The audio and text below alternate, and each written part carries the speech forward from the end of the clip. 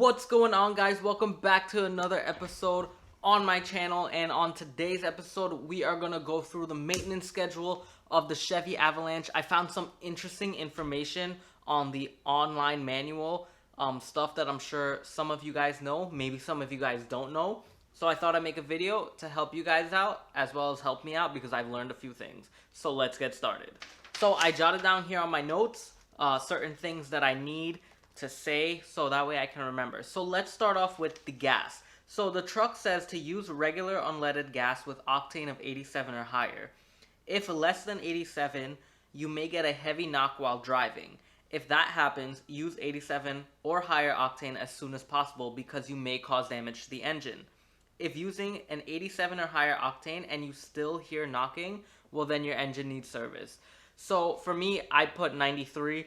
I love going with super. I know it's a little bit more expensive. Some of you guys might say it's a waste of money. Where I'm from, that's how we do it.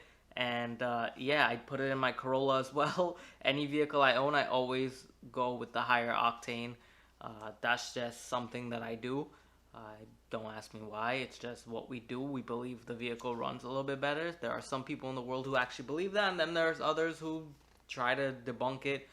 And even the people in the petroleum stuff says that it doesn't do any difference. But to me, I found that less catalytic converters actually get damaged due to not having that much high of a carbon buildup. But that's just me. That's a whole nother topic for another day. If you guys have any other, questions on that, or you want to debate, just leave a comment in the comment section below and we'll go from there. So the air filter, now this is air filters without the restriction gauge. Some of the Chevy Avalanches have them, if not all of them. But without a restriction gauge, inspect every oil change and replace it at the first oil change after 25,000 miles or 40,000 kilometers. Next after that is the transmission. So you got to check the transmission oil when it's leveled on the ground. Also check when changing the engine oil. Just give it a view, see the color, see if it's low, if it needs anything, if there's possibly a leak. We're going to do a fluid and filter change every 50,000 miles or 83,000 kilometers. If it's driven in heavy city traffic, outside temperature is 90 degrees or higher, or we're driving in a hilly mountain terrain, or you're frequently towing, or you're running taxi, police, or food delivery services, or whatever delivery services, then you have to replace it under those conditions that I just said, the every 50K or 83,000 kilometers. But if you're not driving under those conditions, then you will replace the transmission fluid and filter every 100K or every 166,000 kilometers. Now we're going to move on to the coolant.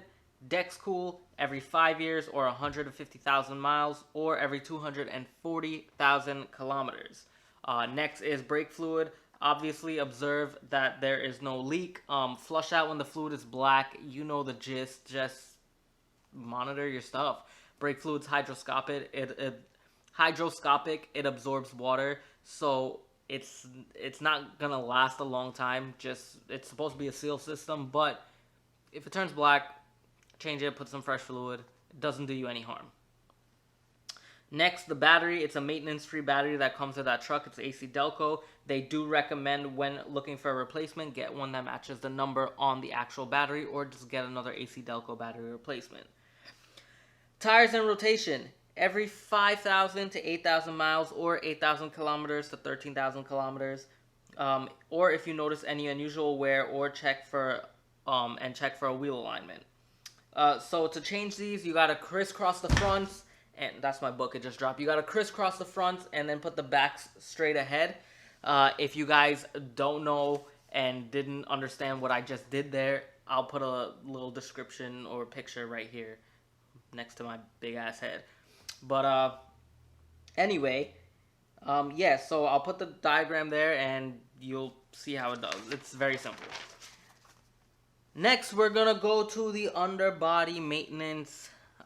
Just remove any snow, ice, salt. If you live up north and they're throwing salt on the road, just make sure you wash it every time you clean your vehicle.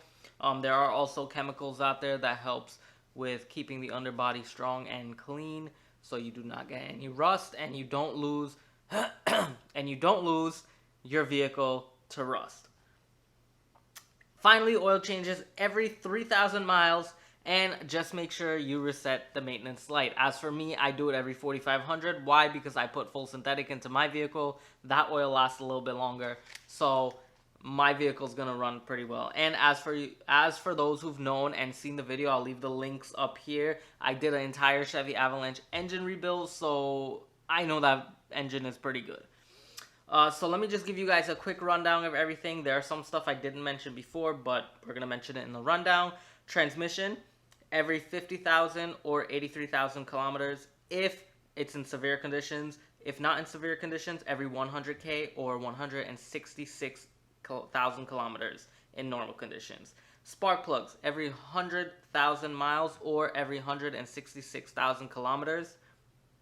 Coolant, every 150,000 miles or 240,000 kilometers or every 5 years, whichever comes first. Drive belt, every 150,000 miles or 240,000 kilometers. And transfer case, every 50,000 miles or 83,000 kilometers. I did search for the front diff and rear diff. It did not give me any mileage specifications.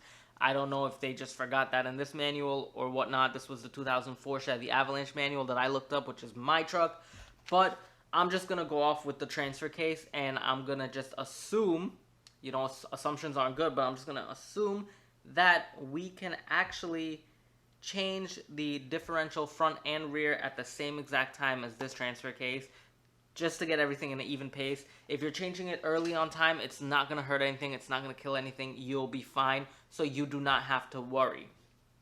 Now, for me saying kilometers, I do have Canadian viewers out there. I do have people outside of the United States that actually view my channel. So kilometers is what they refer to a lot of stuff. That's why I said kilometers. I try to accommodate for both sections of the world.